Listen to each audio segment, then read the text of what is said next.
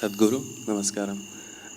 You mentioned in your previous discourses that 30% of the illnesses are body, while the rest are mind-created. I just want to know, in case you do get an illness, how do you know that it's mind-created or it's of the body? And in case it's psychosomatic in nature, what would be the emotional and the thought pattern that's behind it? How would you find that out and correct it if possible? Thank you. Suppose your right hand gets up and does funny things and smashes you, pokes your eyes, do you have an ailment or no? Yes, isn't it? For sure you have. That's exactly what your mind is doing, isn't it? It gets up, pops around, hurts you, pokes you, makes you cry, makes you suffer. Do you have an ailment or no?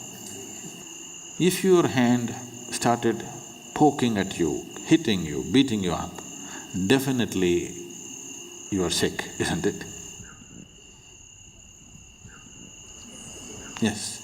So if your thoughts and emotions are poking you, strangling you, torturing you every day, aren't you sick, I'm asking? By your own definition I'm going.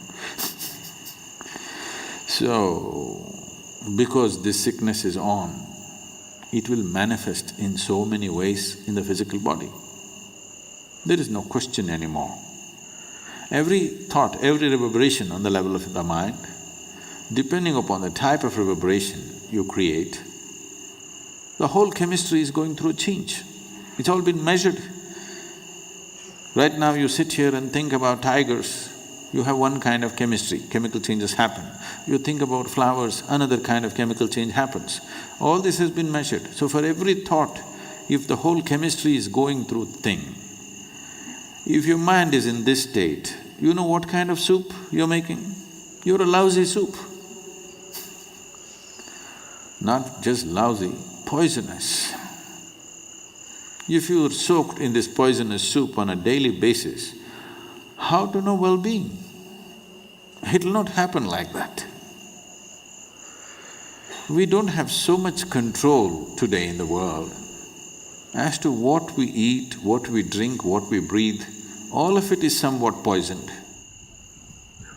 Modern societies have started treating disease, ailment as a natural process, which is a serious mistake. Ancient societies always saw disease as something wrong.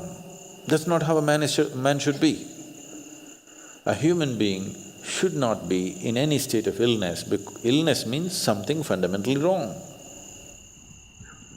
But modern societies have started treating this as normal, because there's an industry which thrives on you, very major industry.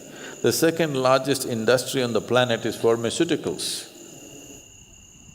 So, if the second largest industry on the planet is pharmaceuticals, there's too much lousy soup, isn't it? Every day you have to add something to this to make it… No. If you're willing, we can make this into a very wonderful soup. The chemistry is in a fantastic state. To be blissful is natural. If you do this, believe me, 70% of the ailments will vanish from the planet. Another 30%, there are many external influences which are not always in control. You cannot control that, only to some extent. So, if you're constantly creating a nasty chemistry within you, how is life within you supposed to understand you're seeking well-being? How?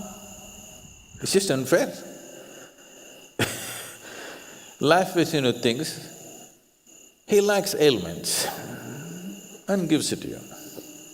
Yes?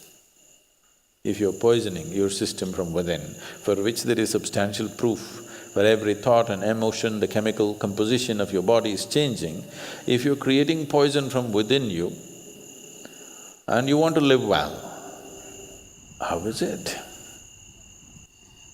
Life doesn't work like that. Unless you do right things will not happen to you.